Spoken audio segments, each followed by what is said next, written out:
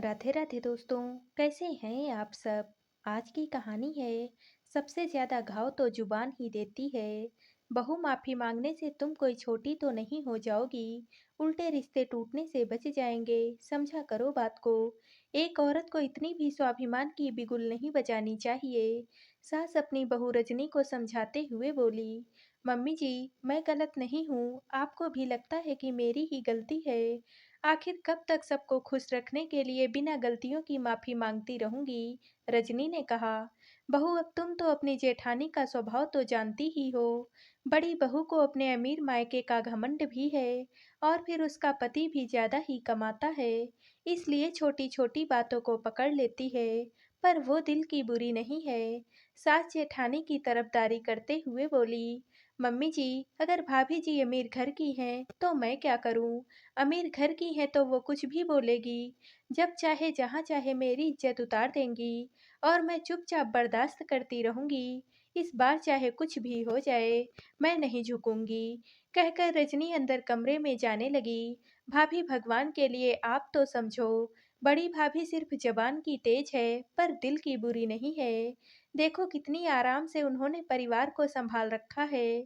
माँ की सेवा करती हैं, सारे खर्चे करती हैं, यहाँ तक कि आप लोगों की मदद भी कर देती हैं। ऐसे इंसान के लिए थोड़ा झुकने में क्या ही हर्ज है। ननद ने भी कहा, दीदी सबसे ज्यादा घाव तो जबान ही देती है। वो तो भाभी जी के कभी कंट्रोल में ही नहीं रही, जो मुंह पर आता है वही बोल देती हैं। उनके अच्छे दिल को संभाल कर मैं क्या करूंगी। और वो क्या सेवा करती हैं वो आप भी अच्छे से जानती ही हो। सिर्फ पैसे दे देने से ही सेवा नहीं हो जाती। रजनी ने कहा और अपने कमरे में चली गई। अब तो समीर भैया ही इन्हें समझा सकते हैं मम्मी। शायद इस बार भाभी झुकने को तैयार नहीं है। अरे परिवार को एक रखने के लिए थोड़ा तो झुकना ही पड़ता है ना। हम भी तो झुकते हैं। बड़ी बहू क्या हमें नहीं सुनाती। सास ने कहा, जानकी जी की दो बहुएं थी। बड़ी बहू मालती का मायका अमीर था, वहीं छोटी बहू रजनी का मायका मध्यम वर्गीय। इस बात का मालती को हमेशा से ही गुरूर रहा था। ऊपर से पति भी अच्छा कमाता था, जबकि रजनी का पति समीर इतना नहीं कमा पाता था। समीर एक प्राइवेट फर्म में नौकरी करता था, मुश्किल से महीने के 25,000 रुपए कमाता था। 9 से 5 वहाँ नौकरी करने के बाद वो अपने बड़े भाई की दुकान पर मदद कर दिया करता था, जबकि बड़े भाई मनीष की कपड़ों की दुकान थी, जो कि अच्छी खासी चलती थी। शाम को 5 बजे के बाद दुकान में काफी भीड़ रहती थी। समीर के कारण भी मनीष को काफी मदद हो जाती थी। इस कारण मनीष समीर को हर महीने कुछ ना कुछ पैसे दे दिया करता था। लेकिन समीर पैसे लेने की जगह मनीष को उसे और पैसे मिलाकर घर खर्चे में ही दे देता था। इसलिए जब घर खर्चे में सारे पैसे मनीष निकाल कर देता, तो सबको यही लगता कि समीर और रजनी का खर्चा भी मनीष ही उठा रहा है, और इस कारण से मालती को बोलने का मौका भी मिल जाता। पर वो मनीष के सामने कुछ नहीं कहती थी। इस कारण से मनीष और समीर को इस बारे में कुछ पता भी नहीं था।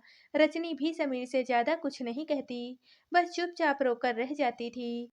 आज भी बात कुछ नहीं थी। महीने के आखिरी दिन चल रहे थे। ऊपर से इस बार सत्यनारायण की पूजा और ननंद का अपने बच्चों के साथ आगमन हो गया, तो जाहिर सी बात है कि राशन का सामान खत्म हो गया था।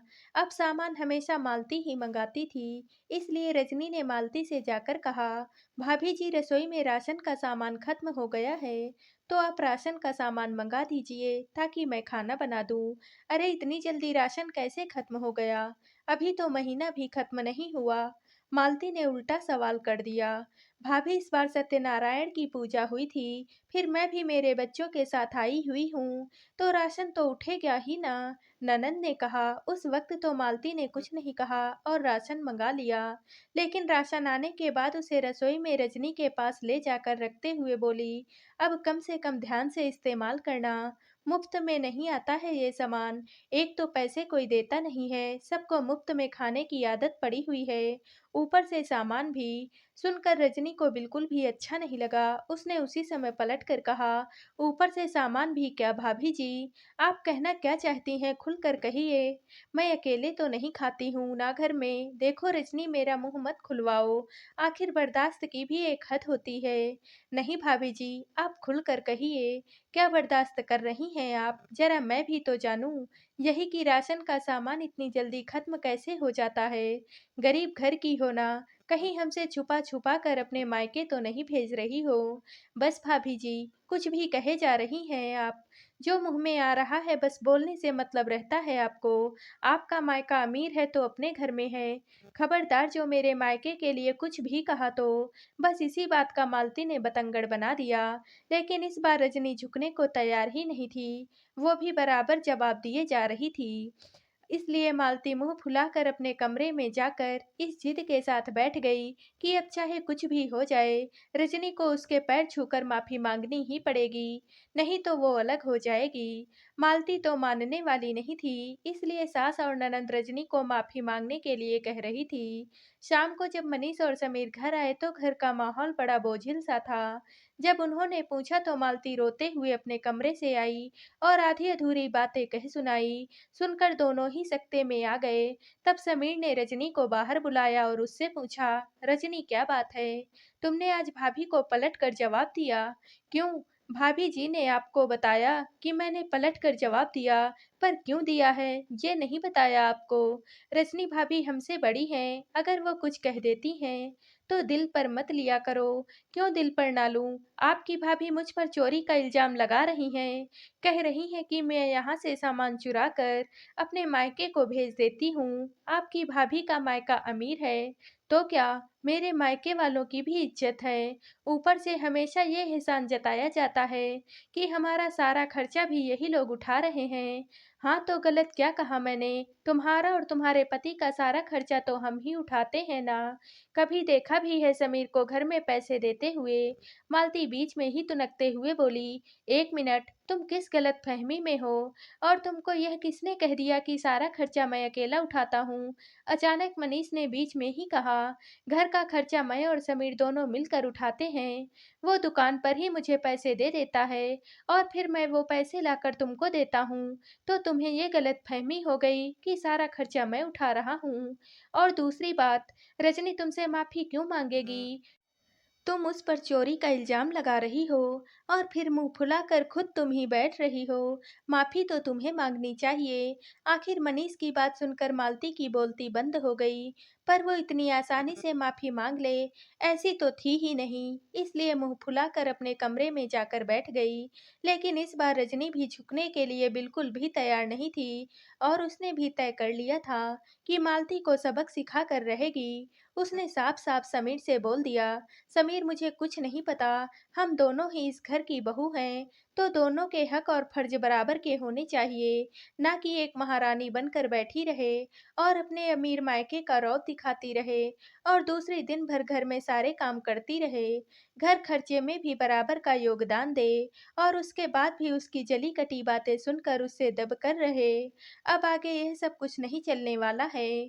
कोई मायके से चाहे कितना भी अमीर हो, ससुराल में उसका बराबरी का ही हक होता है।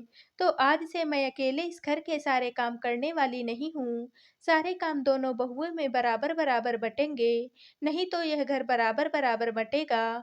माँ पिताजी की जिम्मेदारी मैं हर हाल में उठाने के लिए तैयार हूँ, लेकिन और किसी की नहीं। अगर साथ में रहना है तो हर काम में बराबर का हाथ बटाना पड़ेगा और अपनी जुबान काबू में रखनी पड़ेगी। नहीं तो मुझे आज का आज अलग होना है और यह मेरा आखिरी फैसला है। अब मनीष भैया और मालती भाभी भी अपना फैसला सुना दें, ताकि हम लोग उस हिसाब से अपनी तैयारी कर लें।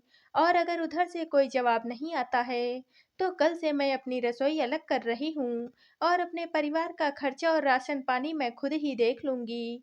मालती अपने गुमान में बैठी हुई थी और सोच रही थी कि कोई क्या ही कर लेगा, जो चल रहा है, जैसा चल रहा है वैसा ही चलता रहेगा। मैं किसी और की कुछ चलने ही नहीं दूंगी। लेकिन इस बार रजनी ने पूरे घर में तहलका मचा दिया और साफ साफ बोल दिया कि या तो ऊपर वाला फ्लोर किराएदारों से खाली करवा कर हमें वहाँ शिफ्ट करो, या तो हम लोग यह घर छोड़कर जा रहे हैं। और अगर साथ में रहना है तो मम्मी जी पापा जी आप अपनी बड़ी बहू को काबू में रखो।